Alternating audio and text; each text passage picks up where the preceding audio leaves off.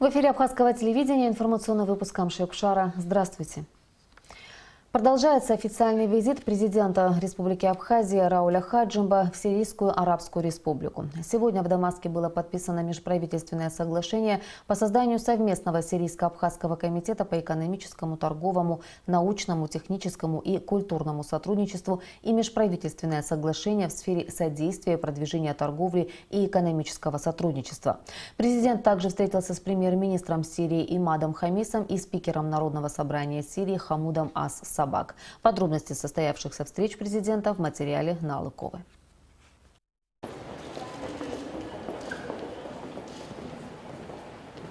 В рамках официального визита в Сирию президент Рауль Хаджимба встретился с премьер-министром Сирии Имадом Хамисом. Премьер-министр Сирии Имад Хамис, приветствуя президента Абхазии Рауля Хаджимба, отметил, что в Сирии высоко ценят поддержку со стороны Абхазии. Сирийское руководство наблюдает за Республикой Абхазия и надеется, что отношения с Сирией будут способствовать дальнейшему развитию обоих государств, подчеркнул Имад Хамис.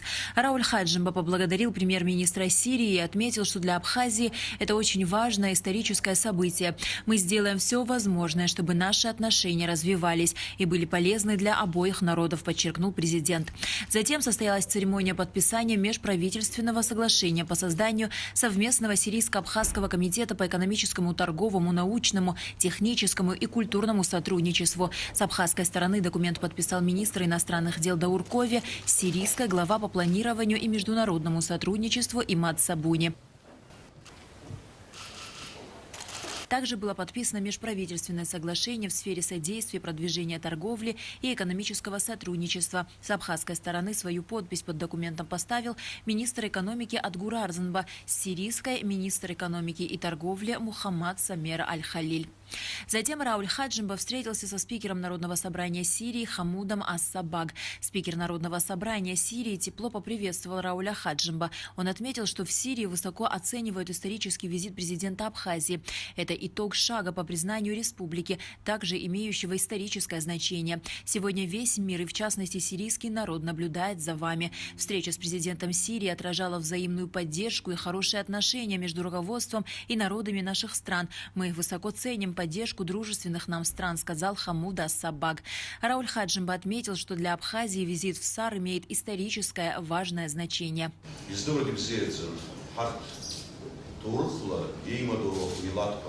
نحن نعرف كلا الجانبين يعرف تماما بأن علاقتنا متجذرة منذ القدم تاريخيا.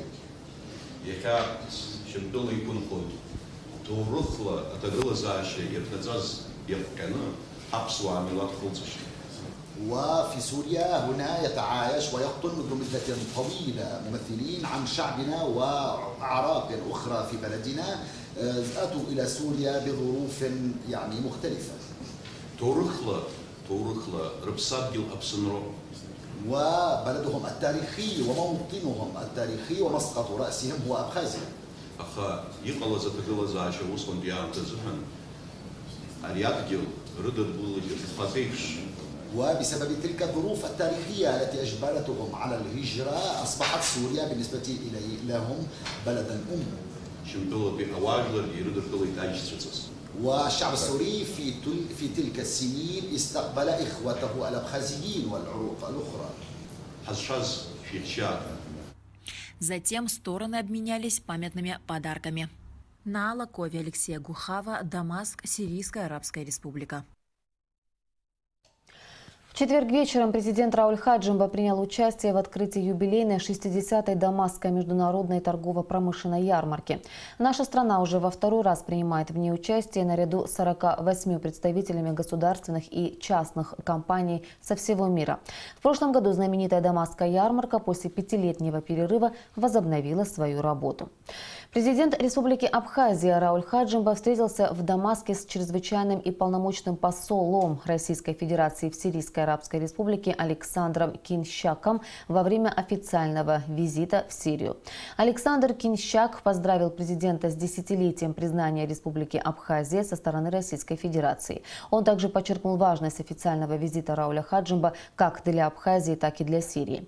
Александр Кинщак добавил, что в Сирии официальный визит президента Абхазии был воспринят воспринят очень позитивно.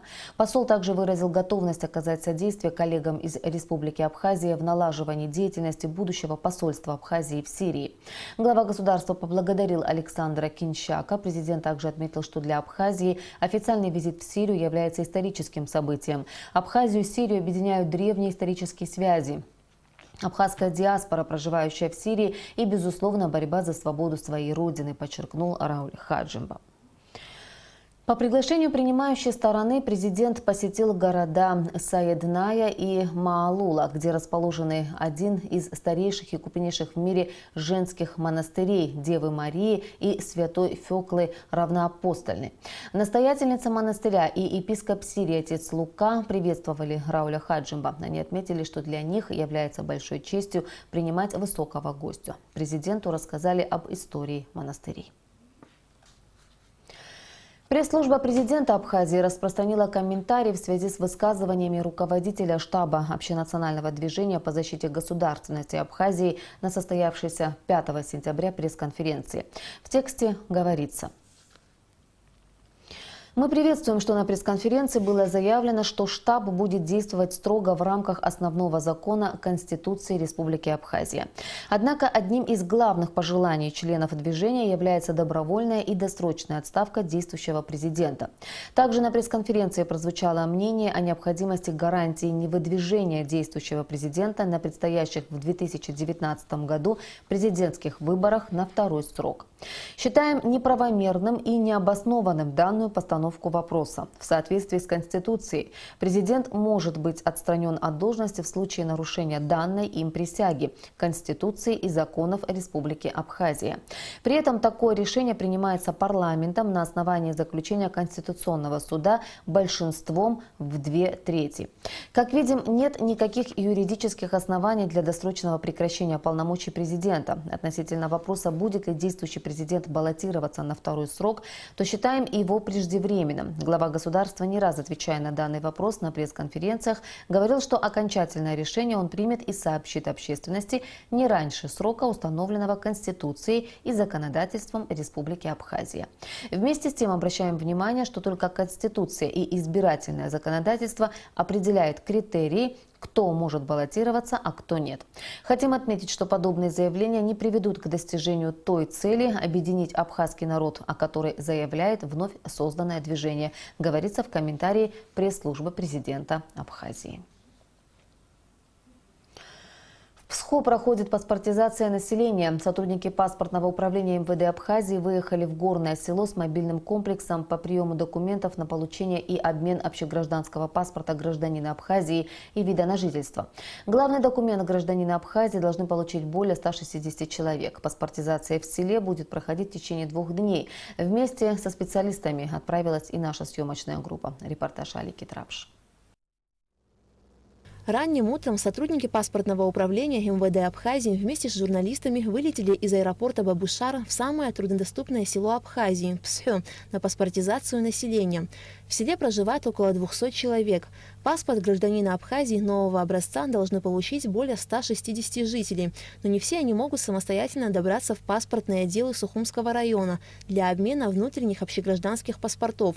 Для того, чтобы успеть оформить документы сельчан до конца года, администрация района обратилась к руководству Абхазии с просьбой о проведении паспортизации населения непосредственно в самом селе Псхё. Так как это далекое село, недоступное село, и жителям нашим сегодня очень тяжело приехать в город.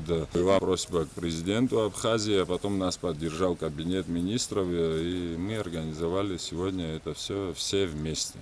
Сотрудники паспортного управления МВД с мобильным комплексом прибыли в Псхё. Мобильный комплекс предназначен для паспортизации граждан, которые самостоятельно не могут прийти в паспортный стол. Он полностью заменяет автоматизированное рабочее место сотрудника паспортного отдела и оснащен необходимым оборудованием.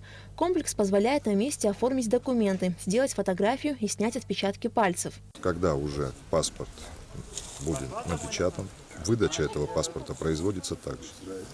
Выезжает мобильная группа, на мобильном комплексе производится выдача сканированием отпечатков пальцев. После того, как прошли отпечатки пальца, для верификации у нас необходимо, чтобы прошло из 10 2 пальца. Как только пальцы проходят, система автоматически переводит состояние этого паспорта на выдан.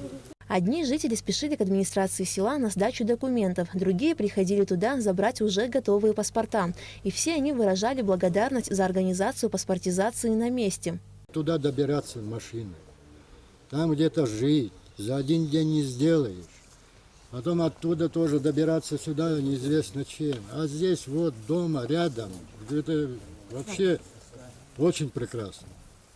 Спасибо. Это наша мечта. Спасибо. Паспортизация жителей села Псхё будет проходить 2 дня. Новые паспорта будут готовы в течение 2 недель.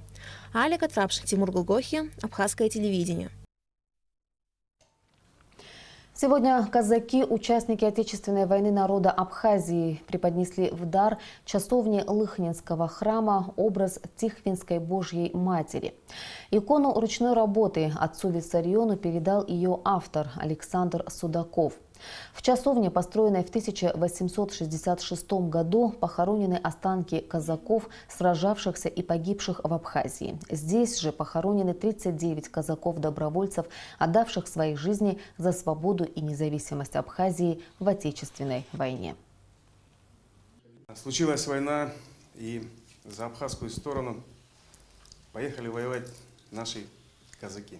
Кем были эти людьми? Конечно же, героями, которые отдали свою жизнь за свободу и независимость Абхазии. Мы решили почтить их память, принеся сюда из Адлера, адлерским казачеством, образ Пресвятой Богородицы.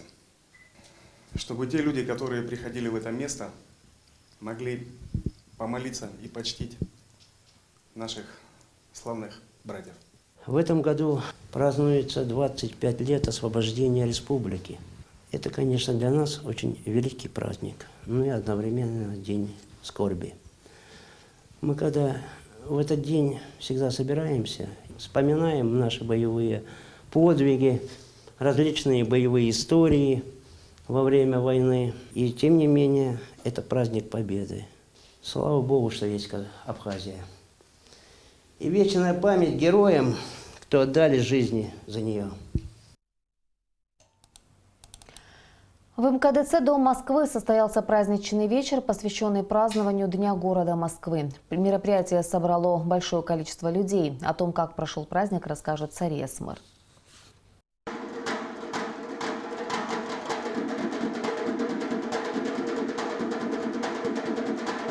Вот так под звуки барабанов и выступлений артистов абхазской эстрады в Сухуми отметили День Москвы. В мероприятии приняли участие многочисленные гости, жители Абхазии, представители Россотрудничества, руководство столичной администрации. Москва грандиозно проводит всегда свой праздник, отмечает День города Москвы. И приятно сказать о том, что Москва не только в Москве отмечает этот праздник, но и проводит его там, где живет россияне. И очень приятно то, что все именно абхазские исполнители отозвались на наше приглашение и устраивают нам вот такой праздник. Гости поздравляли организаторов с этим замечательным праздником. Как отмечали участники мероприятия, очень сложно найти в Абхазии человека, судьба которого хоть как-то не связана с российской столицей. От всей души поздравляем москвичей с днем рождения города. И, конечно же, очень символично в Доме Москвы в Абхазии праздновать этот праздник. Здесь очень много гостей, известных людей. Москва в свое время была большим приютом для нашей интеллигенции, поэтому, конечно, с ней связано очень много исторических событий. Мы там учились, мы там бывали и в советскую эпоху, и после наших трагических событий. Москва готовила нам студентов, специалистов, московские лучшие вузы. Москва готовила нам лучших аспирантов. С Москвой связаны многие интересные события. В 1984 году здесь проходили дни советской культуры, советской литературы. И сюда, в Абхазию, приехала вся литературная элита. Они приехали сюда, читали здесь стихи. Очень многие посвятили Абхазии свои стихи. Праздничный вечер напоминал встречу близких друзей. Гости угощались вкусными закусками, вспоминали истории, связывающие их со столицей России, и с удовольствием ими делились. В праздновании Дня города Москвы принял участие и заместитель главы администрации Сухума Леон Гвартия. Несмотря на то, что масштабы городов у нас сильно различаются, я могу сказать совершенно четко, что и сухумчане любят Москву, да, и чувствуют себя как дома, да, во всяком случае большая часть тех, кого я знаю. Но и в лице вас я смотрю, москвичи, которые приезжают сюда, чувствуют себя точно так же, как дома.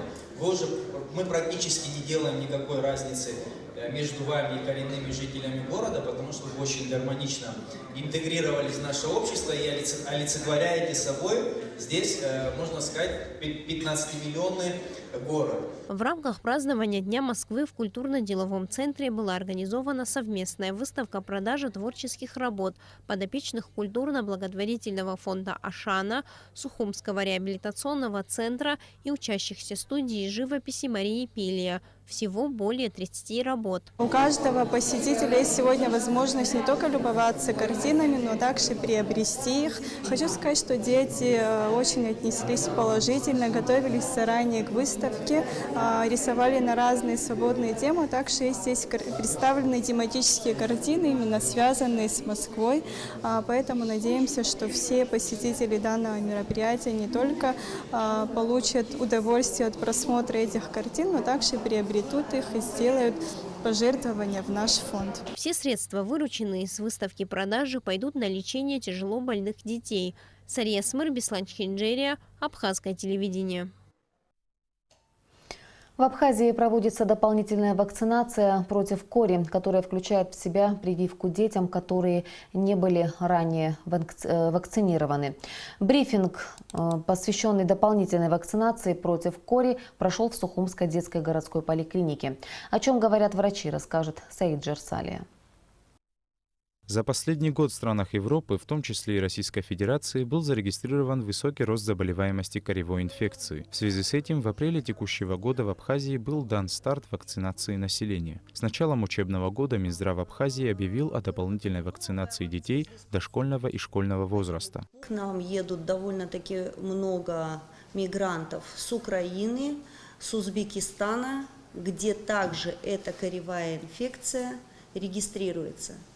Поэтому с нашими педиатрами мы решили сделать дополнительную, так называемую подчищающую вакцинацию тех детей, которые не получили вторую дозу прививки от кори. Людмила Скорик также отметила, что вакцина может защитить только тогда, когда создан коллективный иммунитет, особенно от заболевания с таким высоким уровнем восприимчивости, как корь. Рассказывая о программе вакцинации, главный врач детской городской поликлиники Ада Абухба сообщила, что детям прививка от кори вводится дважды – в первый год жизни и в 6 лет. Каждому вакцинируемому ребенку врачи подходят индивидуально. Перед иммунизацией его обязательно осматривает врач. У нас не регистрируется пока случай, к счастью, кори. Прививаются родители хорошо, но, конечно, есть процент родителей, которые отказываются от вакцинации, подвергают своего ребенка большому риску. Конечно, мы к ним обратиться еще раз хотели бы, чтобы они не боялись этой вакцинации. Вакцина Приорикс, в которую входит коревой компонент, давно опробована и в мире, и мы здесь. Более 10 лет мы ее здесь применяем, и мы не видели тяжелых случаев. К счастью, не было ни одного тяжелого случая осложнения после этой вакцинации. Специалисты сообщили, что вакцинация против кори будет проводиться среди организованных коллективов.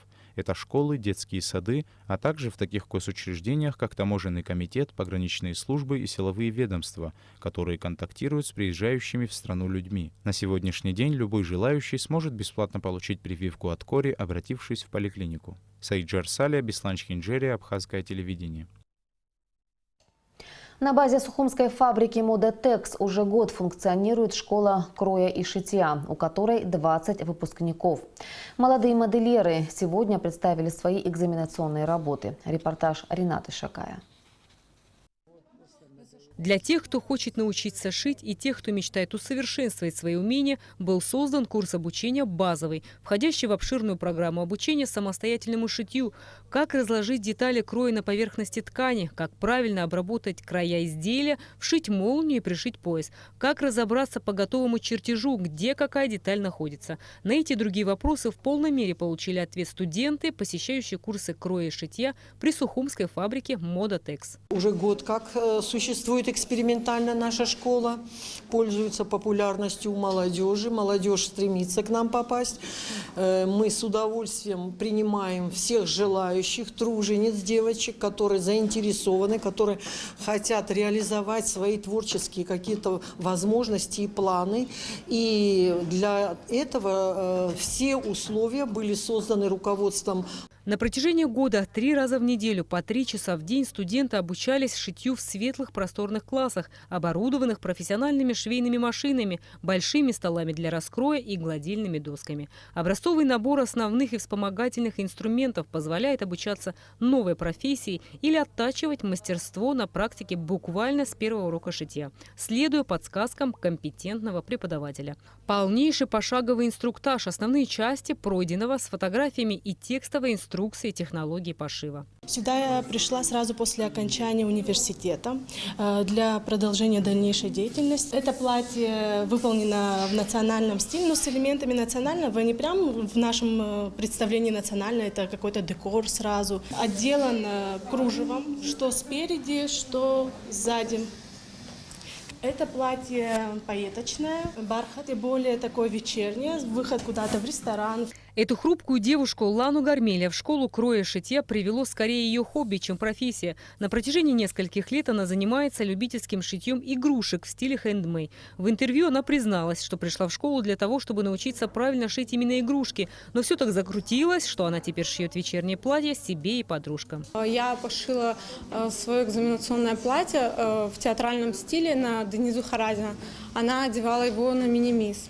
Красного цвета, из сатина, там много фатина использовано. В этом году горох актуален. И вот в мою коллекцию попали 2 изделия с этим принтом. Данную юбку, например, можно одеть с такой обувью и со спортивной обувью. Она смотрится и так, можно на выход, и можно на каждый день. Этот наряд также можно использовать повседневно и куда-то еще. Записаться на курсы шитья можно будет уже на следующей неделе. Вы сможете с легкостью снимать мерки, моделировать, кроить на ткани и отшивать одежду для себя, родных и близких вам людей. Или создавать на заказ вещи, достойные называться шедеврами портного искусства.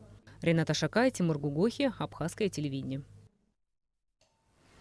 В пятницу 7 сентября в 19 часов в Абхазской филармонии состоится гала-концерт в честь открытия нового творческого сезона. В концерте примут участие солисты филармонии. В программе концерта сочинения абхазских, русских и западноевропейских композиторов в исполнении народной артистки Абхазии Аллы Отурба, заслуженных артистов Абхазии Сиды Шакая, Наны Черкезия, Кристины Эшба, Ильяны Анкваб, Нукзара Какалия, Алхаса Ферзба, партия фортепиано Астанда Джикерба. И о погоде. По сообщению Гидрометцентра, завтра ночью в Абхазии будет облачно, ливневый дождь с грозой, местами возможен град. Температура воздуха ночью плюс 15-20, днем плюс 23-28 градусов.